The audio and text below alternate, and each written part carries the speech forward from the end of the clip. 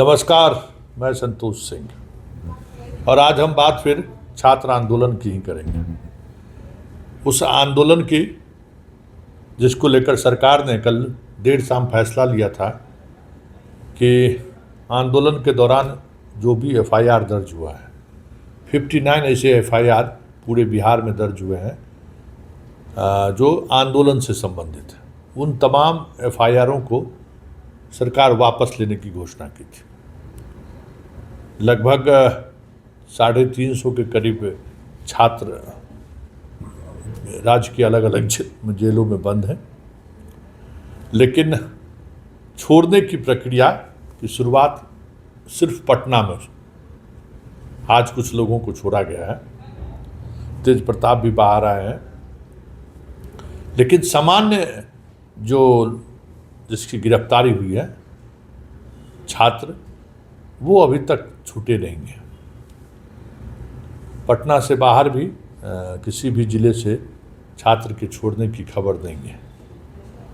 स्वाभाविक तौर पर पटना में इलेक्शन है और सरकार दबाव में है, इसलिए पटना में आनन फानन आज जिलाधिकारी के माध्यम से पीपी के पास वो आदेश की कॉपी भी चली गई, जिसमें सरकार ने एफआईआर वापस लेने का निर्णय लिया है।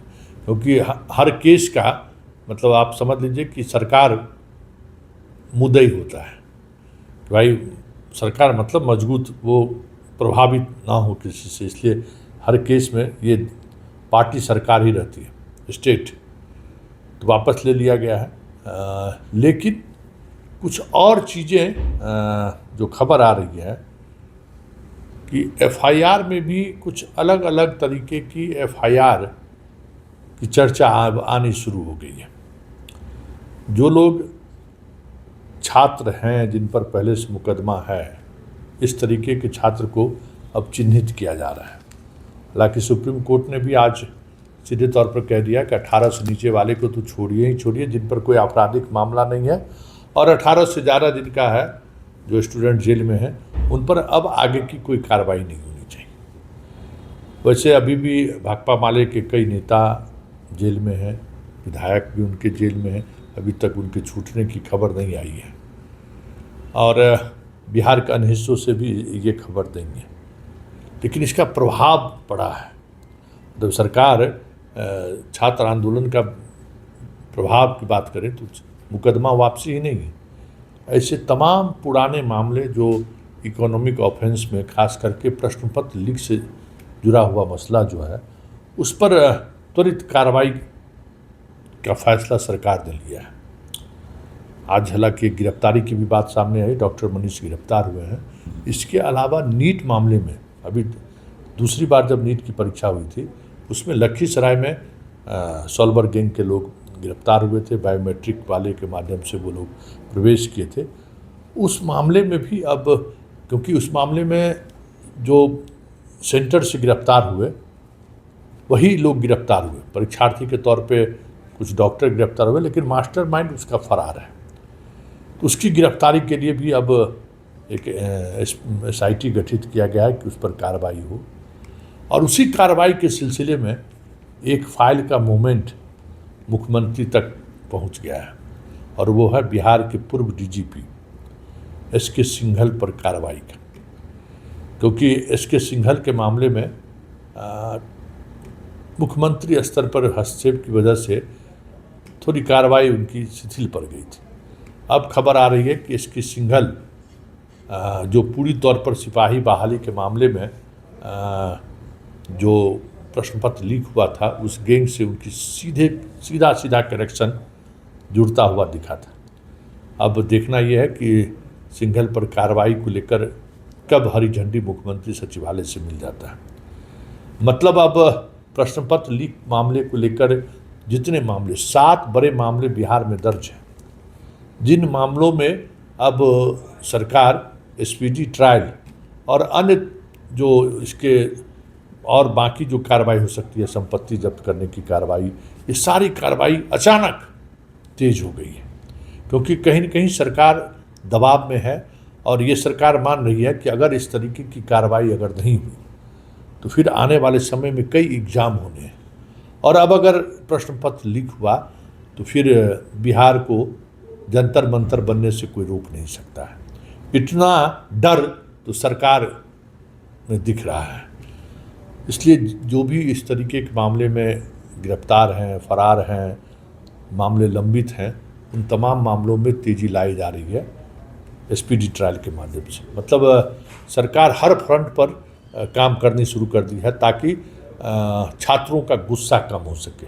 मीडिया में जैसे कल खबर छपेगी हेडलाइन कि भाई TRE 3 के प्रश्न पत्र लीक मामले का मास्टरमाइंड डॉक्टर मनीष गिरफ्तार।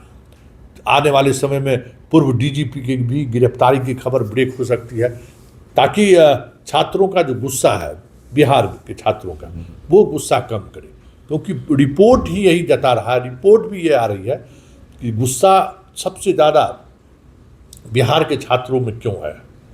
इस पर पुलिस मुख्यालय अध्ययन कर रही है, सरकार भी अध्ययन कर रही है कि आखिर गुस्सा क्या है। तो हाल के दिनों नहीं, नीतीश कुमार के शासनकाल में जो परीक्षाएं हुई हैं, उस परीक्षा में प्रश्न पत्र लीक का मामला हो या फिर खास तरीके से बहाली का मामला हो, उसको लेकर छात्रों में उबाल है।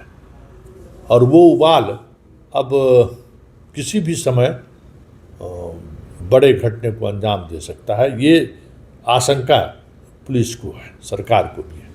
इसलिए आने वाले समय में खास करके छात्रों के से जुड़े हुए मसलों को लेकर काफ़ी सरकार सजग रहेगी, ये साफ दिख रहा है।